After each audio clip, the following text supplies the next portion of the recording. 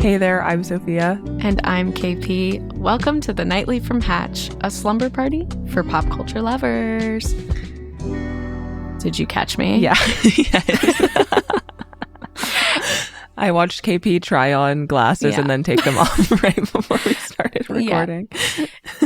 Does it matter per se because it's sort of just coming through your hatch? Not really. Not really. But I saw Sophia was wearing some glasses and I thought, oh, I do have some right here. And then I thought, it's not right. Are they prescription or blue light? They are blue light. Got it. Well, you know what's amazing?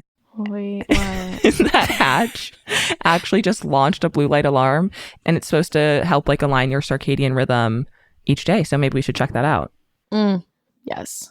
There was a while where I had blue light glasses and I was like trying it, and then I think what actually I needed was prescription glasses. So yeah. I don't know if this is relatable, but I was the kid that like just wanted glasses to sort of be different. I didn't really need them at all. Of course I did too. Yeah, good. I go, many of us performers kind of end up in that same spot. But yeah, I really was desperate for some glasses and would try and lie on the eye test, but they know. They can see right through a little 12-year-old with sort of a Cats t-shirt on. Because they have like 10 of those kids coming in every day. And then I go, oh, I can't see the board. That's why I'm like so distracted. Yeah. And my arm is broken, I think.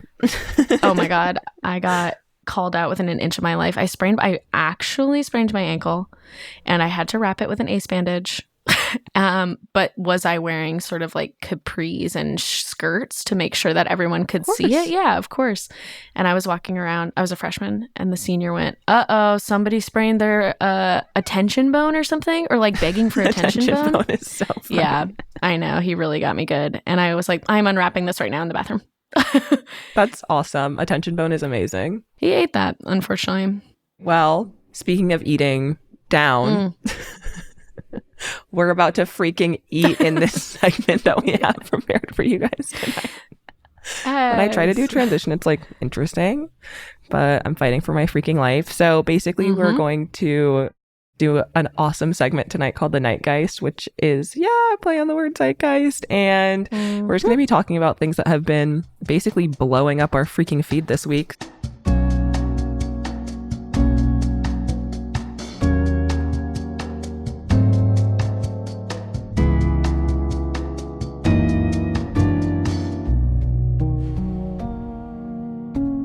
KP, do you have anything that you want to share with the class? I do. I mean, I've been taking a bit of a reality TV break and just trying to like do movies. And it is sort of funny that movies sort of feel like a full meal and TV feels like snacks. So I've been on some meal mode, but now it's time to get back to my bread and butter snack, which is I'm watching the new Traitors. That's kind of been blowing up my feed because I'm following all that. It's the best show in the universe. It's really good. I mean, I have like game mechanics complaints that I would maybe address. Of course. And let's speak on that. And I think as a disclaimer, KP and I have watched the 3 episodes that are out up until this point, but don't want to startle everyone in the night by spewing spoilers all over here. Yes. So this is, if you're worried that we're going to spoil something because you're a Traitors fan too, don't worry. Rest easy. Just rest. Go to sleep. Just go to sleep. Just fall asleep. I mean, part of the Traitors game is that like in a lot of ways it is like often completely random. Totally. I'm curious to see if people figure out how to strategically play the game, because up until like where we stand currently, I don't feel like there's been a super clear-cut way of doing that. Yeah. And you have some people that like really just come in and sort of strong arm the people that don't know how to play any game at all. Like I do think we fell in love with Dylan Efron because in his season, if I'm not mistaken, he just sort of at 2/3 way through the game was like, do you guys mind if I speak and tell you how we need to be doing this? Yeah, and he sort of just like strong-armed his way in and made it happen. And I do think they have some of those people each season where it's like, okay, there actually is a way to get game mechanics rolling. Yeah. But it is a lot of guessing. It's a lot of luck. It is. It's like everyone getting really mad because we didn't guess right. Yeah. And it's often like this thing happens, I feel like, with the people who are suspected where like once your name is out there, you almost have to be voted out because this thing happens where it's like, well, either you're a traitor or we think you're a traitor. So it's causing too much like commotion and chaos and distraction. And we need to like eliminate the question. Yeah. Also, it's like, because I obviously think about a lot of it often like Traitors versus Survivor. Yeah. I want there to be a way for there to be like actual viable alliances, but we haven't really seen that happen yet. It kind of happens closer to the end. I don't know if there's a way for that to be like part of the game. Because you have the ultimate alliance, which is the Traitors. Of course. Because they know about each other. Yes. Here's some game mechanic fixes I would do. Yes, please. Firstly, could the challenges sort of mean anything at all? That is a huge question. A huge question is whether or not the challenges could mean anything at all. So here's what they do on The Mole. Okay. Perhaps you're familiar with The Mole. I'm familiar with The Mole, but I don't know if I've watched it. Okay. So The Mole is similar in some ways where it is like there are people that are not working for the good of the team. And so what they do is the Traitors get extra money for throwing the challenges. Yeah. So then you have a little something to go on when it's voting time. Yeah. Because you're looking then at the challenge, like let's say it's, a rowboat challenge. Yeah. One of the people is getting extra money if they don't turn the boxes in.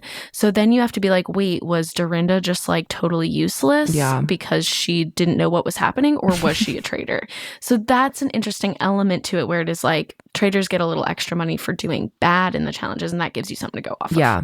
I think definitely making part of the challenge some type of hint, you know what I mean? Like something that can hint at who the traitors are would be really helpful, because it does often feel like the challenge is just a complete break from the show in terms of like anything that's happening, or like even if it's not like meaningful in the way of like, it could still kind of be like at the end of the day, you'll get all your money or whatever. But it often feels like it's just a complete break in the show of like any talk or understanding of like what's going on or strategy or whatever. And I think, like if at some point during the challenges, the traitors had to talk to each other. Yeah. To decide who they're going to kill then. That could be good. So then you're like, wait, why were they talking? Yeah. Or like, here's my other game mechanic ad is in the game of Mafia, which Traitors is based off of, you have a doctor role. Oh. And this is one person who each night can choose to save one person, not themselves. I think I call those the angels when I play Mafia. Yes, I was like, doctor. To me, doctors are angels. And you know what? Say that. And to me as well, of course. Of course. But I go, okay, well, if you added like one extra important person, as opposed to just like random shields, then you have somebody to root for on the good side. Yeah, that's totally. like really important. Well, that's the hard part too, is that like obviously you just like want to root for the traitors. Yes. And it's like really fun to root for them. I do also root often for like who I know is a real strat head. Of course. So who are you loving? I really am loving Rob Sesternino just because I know that he can just like, he can get us there. I know. If they let him stay. If they let him stay. It's a hard balance to strike because I always want the gamers to do well. Yeah. But they also have to keep a low profile. For example, I feel like I'm really rooting for Natalie, but she's not necessarily getting a big edit. And so I'm like, oh, does that mean that like something bad happens to her and she's not going to stay around long? Or is she playing a smart game where she's just like under the radar at the beginning? I think she's allowing people to be those loud shields, which is going to be really good. Which is why I'm like, I feel like sometimes I hear gaming people get upset that there's Housewives on the show. And I'm like, you actually can't have this show without Housewives. And often the Housewives are like very shrewd and good at the game, by the way. Because they're like all of this like finding out when people are lying to all of that like is the show Housewives also. Yeah. And it's like these loud shields that get to be like, okay, Lisa Rinna's going to pop off or Dorinda's going to maybe pop off. And then we get to kind of see how that interacts with others as the gamers. I don't know. I like it. I like it too. And I always think that my strategy would be to try to befriend a traitor so that they keep you in. Mm-hmm. However, so the risk you run with that is that you befriend someone who you think is a traitor and is not. Yes, absolutely. Well, you kind of just have to befriend everybody, but then people start being like, oh, you're suspiciously well connected. Of course. It's a thin line. I also play these games sometimes just with buds. And I played one last week that was, the energy was so deeply rotted. I was like, this actually would be unairable if it were a TV show, because I was good. And people were like, she has the nastiest energy. We need to get her out. I'm not even talking to you right now, KP. I'm not even talking to you. Walk away. I was like, oh my God. That is so funny. I was like exiled.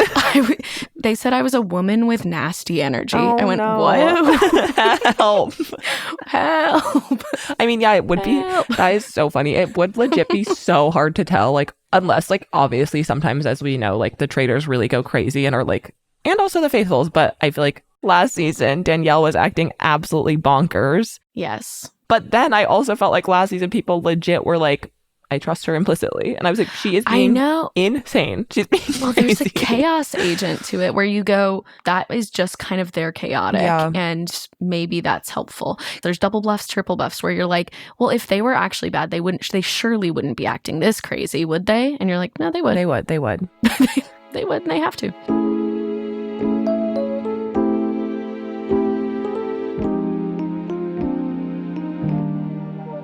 What is your just like general pop culture feeling on Rob R? From Love Island? Yeah. The way I feel about Rob R is that like he really pissed me the F off on Love Island. A lot of my friends who I would say maybe are more romantically or even sexually attracted to men than I myself might find myself being really like have a soft spot for him in their heart despite his nastiness. Yeah. However, I do think that he could be generally good at the game because he is so like weird and off-putting and people know that I think that's a good like he has an advantage in that he's like quiet and a bit strange. He is a bit strange. Though I guess I'm also like I don't know how many people know that on the show. I don't know if people actually like know him, but what are your feelings towards him? Okay, so I didn't watch his season of Love Island, but I've seen clips, of course. Yeah.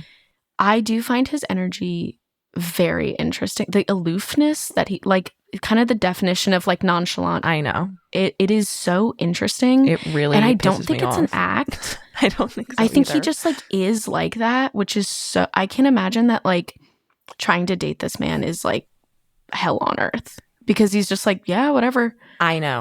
I haven't seen the show, but I'm like, he doesn't give an inch emotionally, does he? No, and I don't know. A part of me does think it's an act just because I'm like, how could that not be an act? He's so unfazed. A man that is like mysterious is going to make me like violent. I'm like, you don't understand how mad I am at you. And it seemed like it did. Like the Love Island clips, I was like, these girls are getting temperature risen because he's just kind of like super straight faced. Here's what I'll say. Unfortunately, do I find him to be one of our nation's hottest? Yeah. And listen, I'm willing to atone for whatever I need to atone for when I say that. He really is. He's something special. But I think he's a really interesting choice for this show. Yeah. Because I think this straight facedness for a game like this, when a lot of other people get really emotional and indignant, is a cool choice. I agree. I think it was a smart choice to bring him on. Like, because I think he could be good at the game. People have said that they felt like he was playing Big Brother on Love Island. That is really interesting. The thing about him on Love Island was that he was like completely loveless and like nothing. Like, he was like, he legit was like there just like talking to girls and like really knew that he was not going to find the one, but he like stayed around for a long time basically because like people liked him. So I could see it maybe in that way. That's Big Brother. Yeah. It didn't seem to me that he was there with completely unpure intentions. It's just that by the end, I think he was in a position where people liked him. So he was going to stick around. Yeah. But he knew that he wasn't going to like find the person. And he like had this whole thing where he thought he found the girl that he loved and then they sent her home. But then she was actually really cringy on social media. So that didn't actually quite pan out once he got off the island. Great. It's so funny how these are kind of archetypes because I'm like, I didn't watch his season, but I watched this one and I go, kind of could be an exact storyline from this season. That's too. what I was going to say is that like with this last season of Love Island, I feel like the people were extremely unpure of heart. And I don't feel that way about Rob. Like, I don't feel like he was there for like just clout or something. Whereas I felt like people on this past season of Love Island were like truly there with like the most evil intentions of all time. Yeah. Yeah. But now I'm like, find myself in a place of like, kind of like shipping him and Maura.